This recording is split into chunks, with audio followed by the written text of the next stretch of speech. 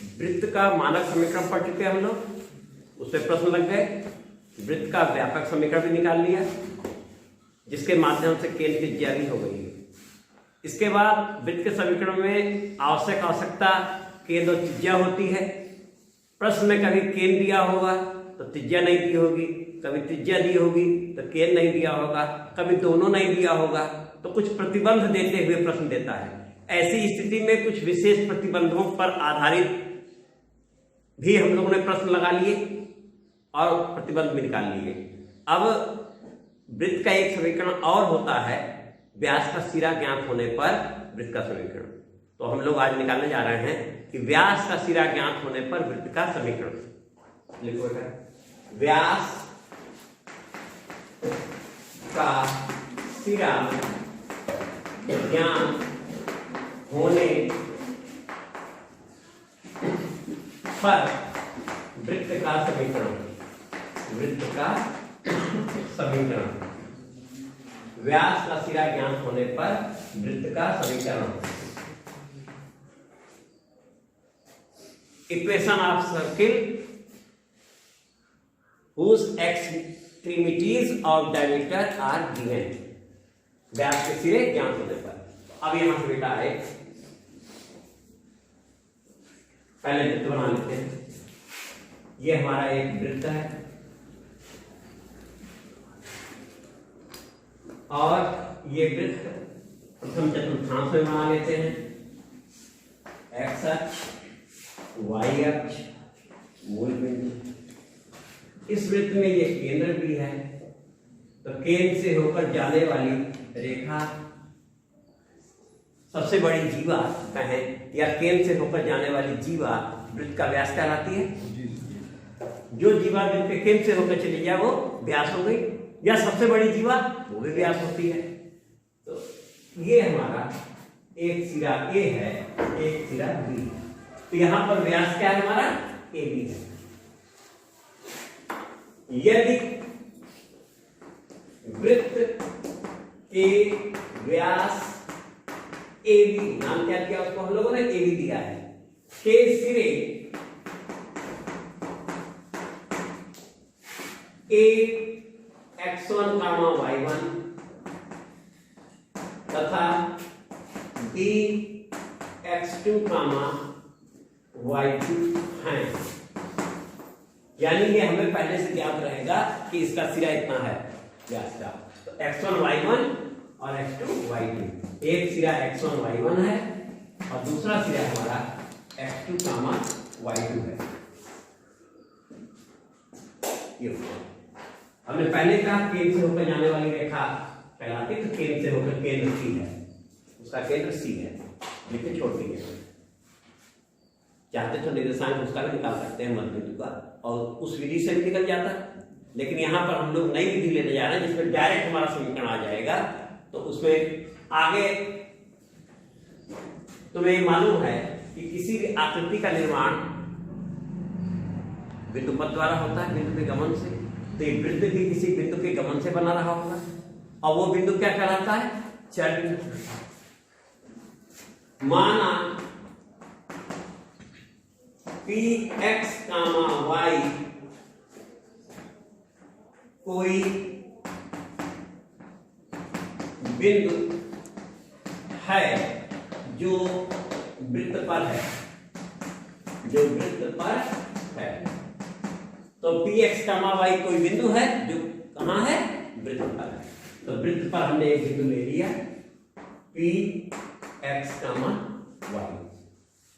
इसके गमन करने से हमारा वृत्त बना रहा है।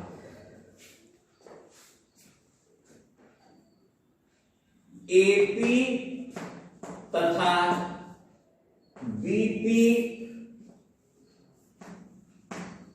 को मिलाया, यानी ए को पी से और बी को पी से मिलाया।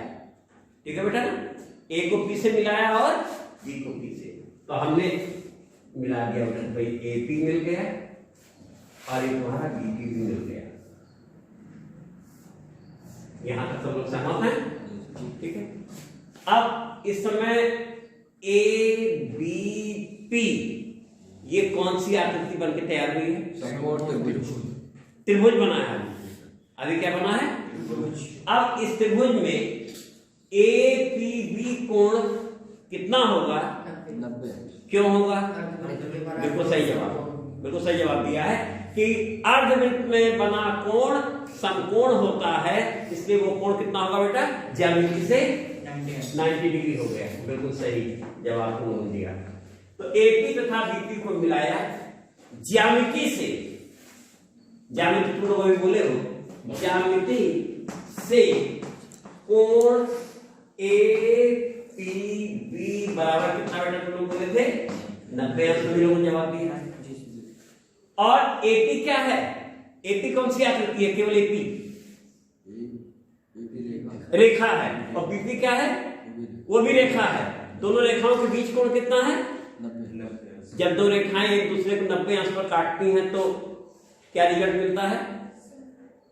हाँ बेटा, हाँ काटती हैं तो क्या रिजल्ट मिलता है?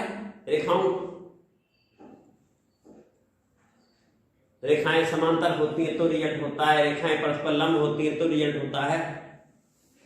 दोनों की नहीं। हाँ बेटा, तो उनकी, हाँ उसे बोले जाते, तो उनकी प्रवणताओं का गुणनफल ऋण 1 होता है। तो हमने कहा ज्यामिति से 90 अंश है, अतः रेखा AP की प्रवणता गुणे रेखा BP की प्रवणता बराबर कितना हो जाएगा बेटा? ऋण 1 में M1 M2 ऋण 1, M1 यानी रेखा AP की प्रवणता, M2 तो रेखा BP की प्रवणता बराबर ऋण 1। अब ये भी हम लोग का बेटा हो गया।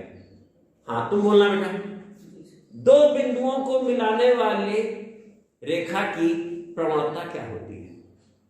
जब बराबर दो बिंदु, अब दो बिंदु सुनना, उस समय दो बिंदु x1 y1 और x2 y2 दो बिंदु अगर हमारे हैं तो इन दो बिंदुओं को मिलाने वाली रेखा की प्रवणता कितनी होती है? y2 माइनस y1 अपन में x2 माइनस। बिल्कुल सही, यही होता ना।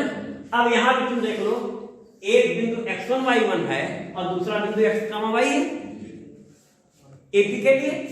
तो देखो हम लोग लिख रहे हैं x माइनस नहीं y है ना, y माइनस y1 बटे x माइनस x1, रेखा AP की प्रवणता ये भी नहीं समझ, और गुणे रेखा BP की प्रवणता बोली जाए तो x माइनस y माइनस पहले ना y माइनस y2 बटे x माइनस x2 बराबर कितना है बेटा? तो मैं आ रहा है बेटा, कहीं कुछ नयापन नहीं किया। और ये समीकरण पता चला कि तुम वहां केंद्र निकालते, त्रिज्या निकालते, इतना लंबा काम और तुरंत तुम्हें याद है और निशान लग जाएगा कि इसका समीकरण है व्यास का सिरा ज्ञात होने पर। तो अब बेटा यहां तक हो गया। अब यहां से तुम्हें मिला y माइनस y1 गुणे y माइनस y2 बराबर ऋण x माइनस x1 गुणे x माइनस, देखो बेटा सही है, कितना हो गया? और जैसे ये इतना बना तो अब यहां लिख देते हैं, इस हिस्से को इधर ले आ रहे हैं तो पहले x वाले लिखते हैं, या x minus x1 x minus x2 धन y minus y1 y minus y2 equal to 0 हो गया बेटा।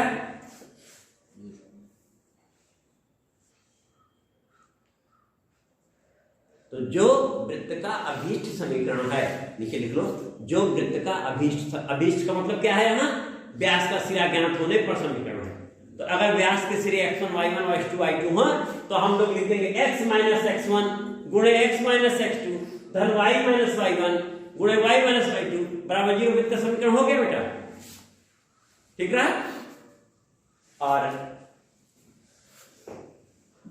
केंद्र जब पूछता है तो जिसका केंद्र, हाँ, जो वृत्त का अभीष्ट समीकरण है,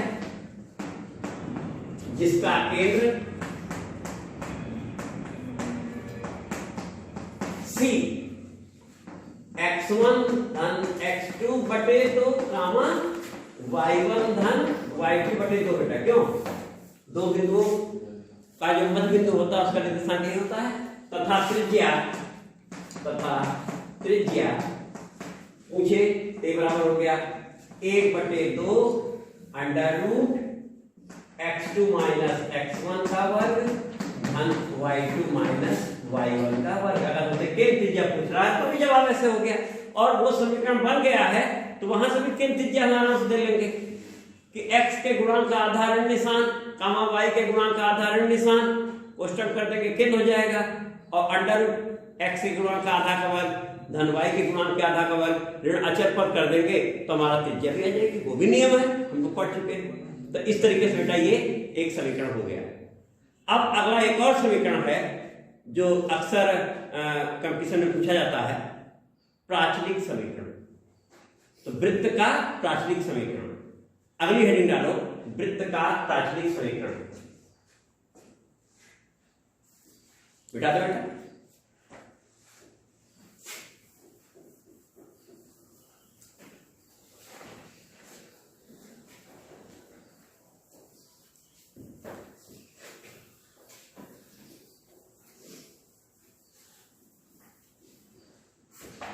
वृत्त का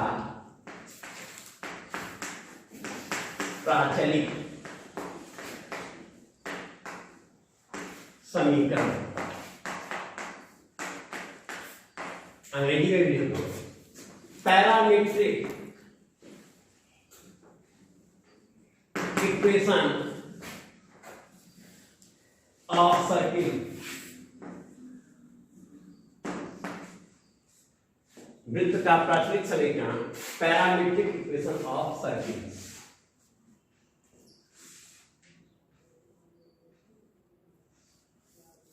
ठीक है, तो समीकरण तो बाद में लिखा जाएगा, पहले ये देख लिया जाए कि प्राचलिक फलन होता क्या है। तो वृत्त का प्राचलिक समीकरण उसके नीचे लिया जाएगा। सबसे पहले बेटा लिख लिया जाए कि प्राचलिक समीकरण कहते किसे हैं? पैरामीट्रिक इक्वेशन या पैरामीट्रिक फंक्शन, प्राचलिक फलन, प्राचलिक समीकरण, ये नाम आया है। और इस पर अक्सर आगे चल के जब तुम लोग कैलकुलस पढ़ोगे वहां पर सबसे ज्यादा इसमें प्रश्न होंगे, और हर आकृति के लिए प्रचलित होगा, परवलय के लिए भी होगा, दीर्घवृत्त के लिए भी होगा, परवलय के लिए भी होगा। जो भी हम लोग पढ़ेंगे तो हम लोग हर समीकरण को जब पढ़ेंगे तो सबका हम लोग प्राचलिक वाला हिस्सा पढ़ते चलेंगे, जिससे आगे अन्य कक्षाओं में हमें कोई समस्या न हो। तो अब इसमें पहले प्राचलिक समीकरण क्या होता है लिखो बेटा सब लोग। फलन y बराबर fx में x स्वतंत्र चर तथा y आश्रित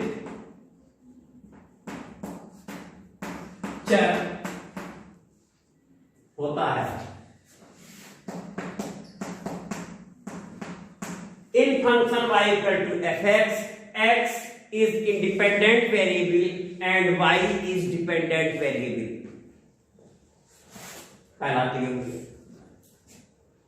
यदि x तथा y किसी तीसरी चर राशि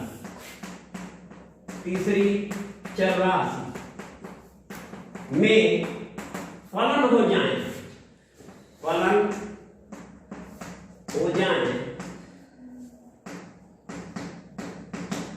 तीसरी चर राशि कुछ नाम दे देते हैं। तीसरी चर राशि माना टी, उसको क्या कह दिया? टी कह दिया। थीटा भी कर सकते हैं, अल्फा भी कर सकते हैं, कोई भी नाम। तीसरी चर राशि है वो, तीसरी चर राशि माना टी। तो हमने कहा x का y किसी किसी चर राशि माना टी में फलन हो जाए, अर्थात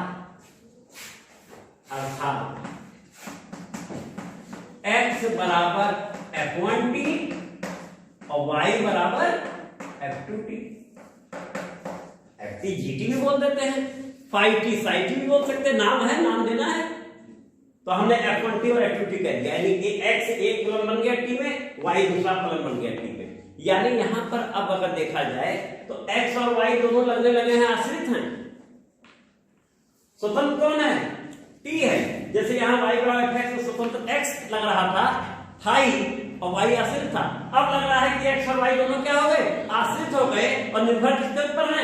t के ऊपर है। ये स्वतंत्र चर है, जबकि x स्वतंत्र चर था और y आश्रित चर था। तो हमने कहा कि x स्वतंत्र और y आश्रित में ऐसी स्थिति में ये दोनों किसी तीसरी चर राशि में फलन हो जाए तो नीचे लिखा बेटा, तो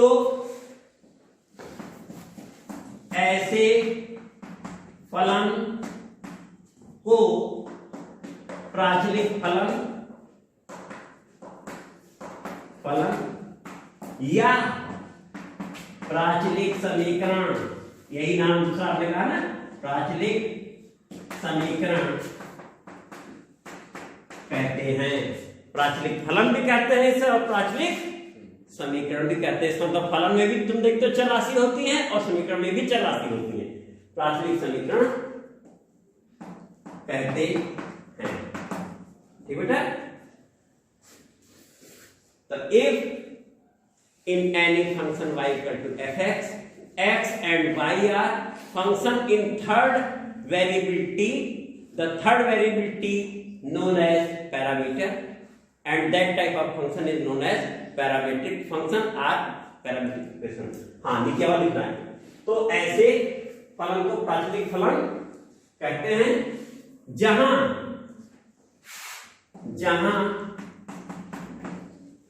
तीसरी चर राशि t को प्राचल, तीसरी चर राशि t को प्राचल या पारामितीय बिंदु कहते हैं। हो गया। तो तीसरी चर राशि क्या है? t का नाम क्या है? उसी का नाम प्राचल है, उसी के नाम से इसका नाम पड़ गया प्राचलिक समीकरण। तो एक चर राशि स्वतंत्र होती है, दूसरी चर राशि आश्रित होती है, और वो दोनों किसी तीसरी चर राशि में फलन हो जाए जो स्वतंत्र जैसी लग रही है, वो स्वतंत्र नहीं कही गई, बल्कि उसे क्या कहा गया? प्राचल। जैसे तुम लोग देखते हो कि समीकरण में ए बी सी आते हैं सब, ये भी चर राशि जैसे लगते हैं, लेकिन ये होते हैं अचर राशियां। तो इन अचर राशियों को हम स्वेच्छ अचर, आर्बिट्रेरी कांस्टेंट कहते हैं। ऐसी अचर राशियां जो चर राशि की तरह काम करें को हम स्वेच्छ अचर या आर्बिट्रेरी कांस्टेंट कहते हैं। तो भी प्रयोग होता है। तो अब चर से संबंध आ गया। चर राशि दो प्रकार की थी, स्वतंत्र, आश्रित, तीसरी आ गई तो प्राचल। तो अब बेटा यहां तक नोट हो गया होगा। तो अब हम लोग अपने वृत्त पे आने जा रहे हैं। तो वृत्त का प्राचलिक समीकरण फिर से तुम लोग लिख लेना, हमारा वहां लिखा हुआ है।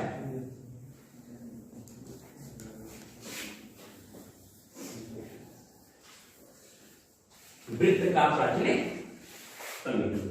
तो सबसे पहले हम लोग उस वृत्त को लेने जा रहे हैं जिसका केंद्र 0,0 है। कल विशेष स्थिति में एक लेना हम लोग भूल गए थे। यदि वृत्त का केंद्र 0,0 हो जाए तो बन जाता है, इसमें कोई दिक्कत नहीं, एक को भी होता है। तो लिया जाए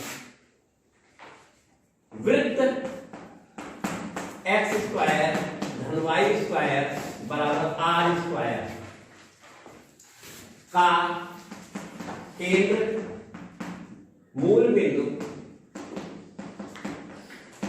0,0 तथा त्रिज्या स्मॉल r है। इसका चित्र बनाना सबसे आसान होता है बेटा, क्योंकि इसका केंद्र क्या है? 0,0 है। तो बेटा इसका चित्र बना रहे हैं, तो इसे यहां पर मिटा दें तथा त्रिज्या r लिख दो, तथा त्रिज्या r है। तो बेटा ये हमारा वृत्त बन गया। इस वृत्त का केंद्र हमारा मूल बिंदु है, जिसे हम C कह रहे थे, इस समय वो O पे आ गया है। तो x माइनस एच का वर्ग धन y ऋण k का वर्ग बराबर r का वर्ग होता था। अगर h और k 0 0 हो जाए तो x स्क्वायर धन y स्क्वायर और r स्क्वायर बन गया कि नहीं बेटा? देखो सब लोग सहमत हैं? बन गया। और ये बिंदु था px कामा y, ये भी हम लोग बनाए थे, जिसे हमने मूल बिंदु से मिला दिया। और ये लंबाई जो सीपी थी वो आर ही तो थी बेटा ना। यहां पर त्रिज्या क्या है? ओपी है। उस समय सीपी थी, जिसे सी कह रहे थे वो यहां ओ नाम है, तो त्रिज्या ही तो है आर। अब हमने कहा था कि बिंदु ओ यानी निश्चित नहीं स्थिर बिंदु ओ से निश्चित दूरी आर पर गमन करने वाले बिंदु पी का बिंदुपथ यह वृत्त है ना। ये जो इस समय वृत्त हमारा बना हुआ है बेटा, वह स्थिर बिंदु ओ से निश्चित दूरी आर पर गमन करने वाला बना। कोई जरूरी है कि इसी गमन से बना रहा होगा? हो सकता है कि ये कोण थीटा रहा हो और हम कह दें कि ये जो निश्चित दूरी वाला है यह थीटा 0 से लेके 2 पाई कोण घुमा तो वृत्त बन गया। क्यों? थीटा 0 से चलते हुए कितना चल गया? तो थीटा पर भी तो निर्भर है। अगर ये x और y पर निर्भर था, अभी तक किस पर निर्भर था? x और x के मान और y का मान परिवर्तित करने से ये वृत्त बन रहा था। अब हमने न कहा x और न कहा y, हमने कहा ये है और यहां से 0 अंश कोण है। अभी घुमाते हुए कोण आप पाइए और 360 अंश पे आकर मिला दीजिए, वृत्त बनकर तैयार हो गया, तो बन गया। तो यानी दूसरी स्थिति एक ही बनी वृत्त बनने की। इस समय ये बेटा a था, याद आ रहा है तुम लोगों को? लंब खींचा था। o से a तक की दूरी कितनी थी बेटा? x, और ये क्या थी? y। सही है। अब तुम इस चित्र में देखो, ये समकोण त्रिभुज है क्योंकि ये 90 अंश है। x बटे r कितना है? इस चित्र में देखो बेटा, x बटे r cos कितना? थीटा। और y बटे r कितना है? देख लिया सबने? तो सामने है। थीटा के परिवर्तित होने से 0 से 360 अंश भी तो वृत्त का निर्माण हो रहा है। तो यहां निर्मित किसके द्वारा हुआ? r और थीटा के द्वारा हुआ। r और थीटा के द्वारा यहां वृत्त बन रहा है। r उसकी त्रिज्या है और थीटा कोण के बदलने से, उस समय x और y के बदलने से बन रहा था, तब ये समीकरण बन के आया था। और कि इसके द्वारा हो रहा है, तब देखते क्या बन के आता है। तो ऐसी स्थिति में देखो त्रिज्या r है, तो इसे नंबर 1 कह रहे थे बेटा। नंबर 1 इस वृत्त की बात हो रही है ना। बात किस वृत्त की हो रही है? नंबर 1 की, जिसका चित्र बना है। तो वृत्त 1 का प्राचलिक समीकरण x बराबर r cos थीटा, y बराबर r sin थीटा, ये जोड़े में होता है। x और y दोनों होगा। यानी खाली x लिख दो तो ये तो आश्रित स्वतंत्र y f जैसा हो जाएगा। प्राथमिक समीकरण जोड़े में होता है बेटा। x होगा तो y भी होगा, दोनों होंगे, दोनों नहीं है तो प्राथमिक समीकरण नहीं है। तो प्राथमिक समीकरण किसमें होता है बेटा? जोड़े में, x और y दोनों, और दोनों किसी चरासी में फलन है। यहाँ किस चरासी में बेटा? थीटा में है। तो x बराबर वहां देखो सामने बना हुआ है r cos थीटा और y बराबर r sin थीटा हो गया।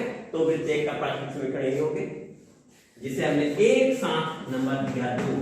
दोनों अलग अलग नहीं है, दोनों एक साथ दो हैं क्योंकि दोनों एक ही समीकरण है। ठीक है बेटा।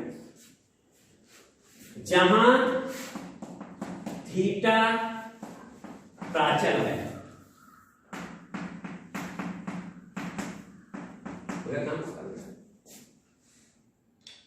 यहां थीटा प्राचल है।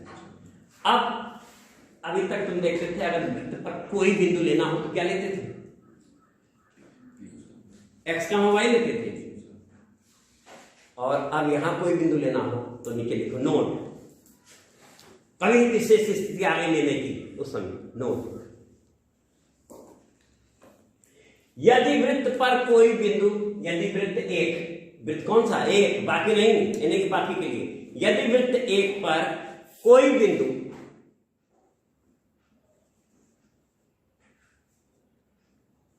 लेना है जो वृत्त को संतुष्ट करता है, उस बिंदु की खूबी क्या होनी चाहिए? वृत्त को संतुष्ट करता है, जो वृत्त को संतुष्ट करता है भी प्राचलिक बिंदु ही होता है, भी प्राचलिक बिंदु होता है, जिसे थीटा बिंदु या R cos theta comma R sine theta लिखते हैं। हो गया काम? यानी कोई बिंदु लेना हो क्या ले लेंगे? आर कास थीटा और आर साइन, जहां आर क्या है? वृत्त की त्रिज्या है। इसमें आर क्या है? वृत्त की त्रिज्या है। और केंद्र कितना है? अगर केंद्र की बात किया जाए 0,0 है, क्योंकि मूल बिंदु से जाने वाला वृत्त ही था, त्रिज्या है। तो ये तो बेटा ये हो गया। अब हम लोगों ने मानक समीकरण तो कुछ और निकाला था, x माइनस एच का वर्ग धन y ऋण k का वर्ग। तो हो सकता है उस पर पूछ दे प्राचलिक समीकरण, जो कि पूछा भी गया है, खूब आता है टिक के प्रश्नों में। तो अब अगला लिया जाए। पहला तुमको हम समझाने जैसे बना के बताए थे, अब हम डायरेक्ट बोल देंगे। जब देखो x स्क्वायर है तो x बराबर आर का थीटा बोलेंगे, y स्क्वायर है तो y बराबर आर साइन थीटा बोलेंगे, और दोनों को वर्ग करके जोड़ दो तो वही समीकरण मिल रहा है कि नहीं? हाँ, नोट लिख रहे थे। नोट नंबर 2, प्राचलिक समीकरण से प्राचल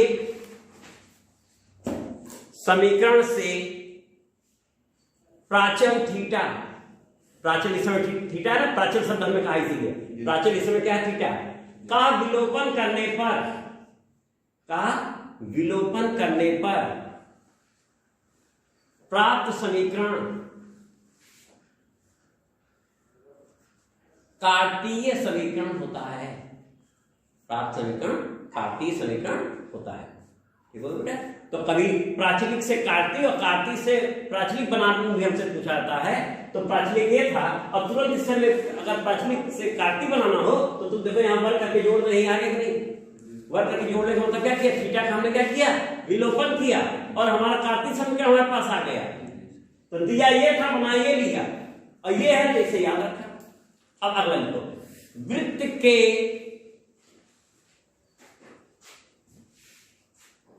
मानक समीकरण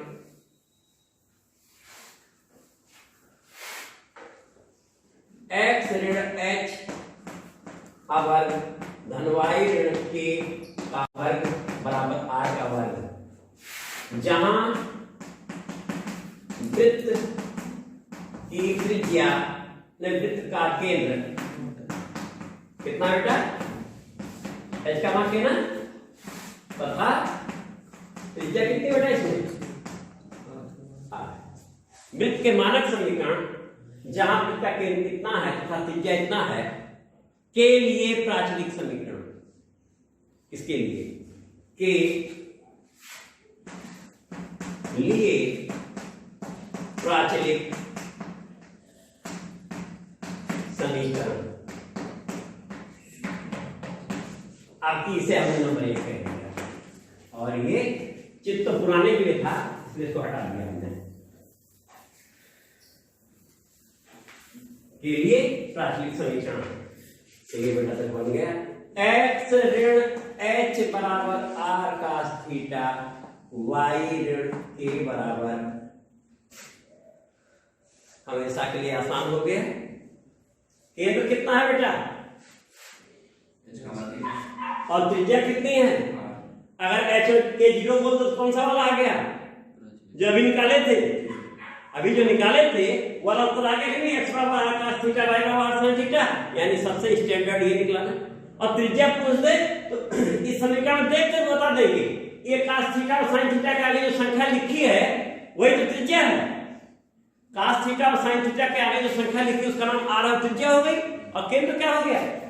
x minus y minus this का दिस, इतना लंबा इतना करके केंद्र, यानी प्राचलिक समीकरण से केंद्र त्रिज्या बताना हो तो कह देंगे h का मतलब केंद्र है के और r त्रिज्या है, तुरंत जवाब आ जाएगा नहीं।